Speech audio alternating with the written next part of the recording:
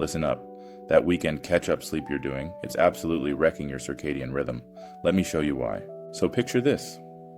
Every single Sunday night, I'd set my alarm for 7 a.m. like a responsible adult. But then, what would I do? Stay up until 1 a.m. binge-watching Netflix, convincing myself, hey, I'll just sleep in tomorrow and balance it out. Monday morning rolls around. I wake up at 10 a.m. and I feel like an absolute zombie. Foggy brain, groggy body, somehow more exhausted than when I crashed. I kept blaming it on Monday-itis, you know? Turns out the real villain was something called sleep inertia. And here's the kicker. My weekend catch-up sleep was making it 3 times worse. Yeah, you heard that right. Alright, here's the game changer, the 90-minute rule. Your brain doesn't just sleep randomly. It works in these beautiful 90-minute cycles. You go through light sleep, drop into deep sleep, hit REM, and cycle back around.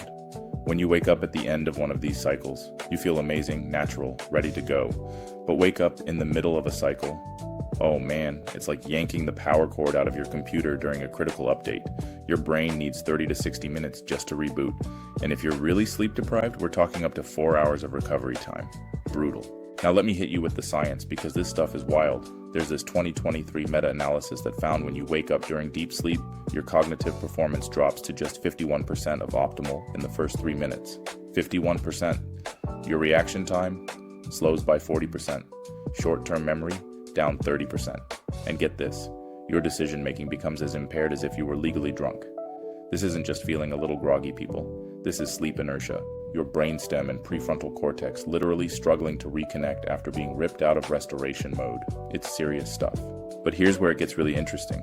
And by interesting, I mean catastrophic. Weekend catch-up sleep makes everything worse.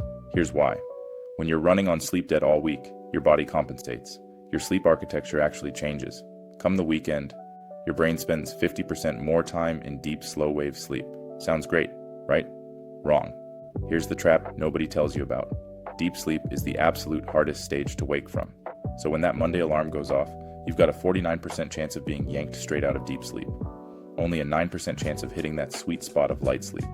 You're basically guaranteeing yourself maximum sleep inertia every Monday morning. You're setting yourself up for failure. I actually tracked this obsessively for 6 weeks. Weekdays, I was getting 6.5 hours. Weekends, I'd crash for 9.5 hours. You know what I found? My Monday morning sleep inertia lasted an average of 2 hours and 15 minutes. 2 hours! My reaction time was 35% slower than my Friday baseline. I was basically operating at half capacity until lunchtime every single Monday. But here's the part that really blew my mind. Weekend oversleeping doesn't actually repay sleep debt. There's this 2022 sleep medicine study that showed for every hour of weekday debt, you need 4 days of consistent recovery sleep, not one weekend binge session. Your weekend catch-up is like trying to pay off a mortgage with a payday loan. It doesn't work, and it completely screws up your circadian rhythm for the entire week ahead. Okay, so here's the 90-minute rule protocol. It's simple, but you've got to commit to it. Step 1, calculate your perfect wake-up time. It has to be a multiple of 90 minutes from when you actually fall asleep. So if you're in bed at 11 p.m., set that alarm for 6:30 a.m. That's 7.5 hours, 5 complete cycles. Or go for 8 a.m. if you want 6 cycles. But never ever wake up at 7 a.m. That's mid-cycle territory, and you'll hate your life.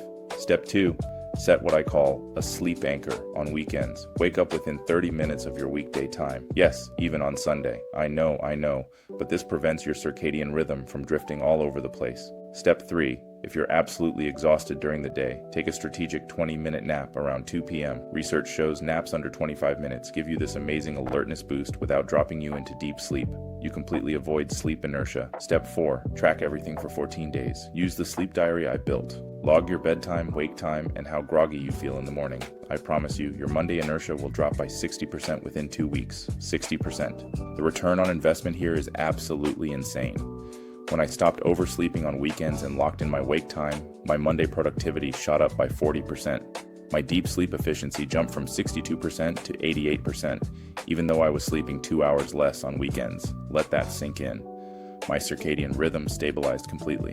I stopped needing to mainline caffeine at 10 a.m. just to function like a human being.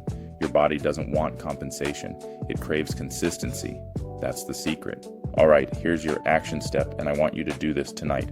Set your alarm for a 90-minute multiple tomorrow morning. If you normally wake up at 7:15 a.m., which is mid-cycle hell, shift it to either 7:30 a.m. or 6 a.m. Pick one and commit to it for 7 days straight, including the weekend. No excuses. Track your morning grogginess in the free diary. I'm telling you right now, I guarantee that Monday fog you hate so much will be gone by day 5. The link to the diary and the 90-minute calculator is right below this video.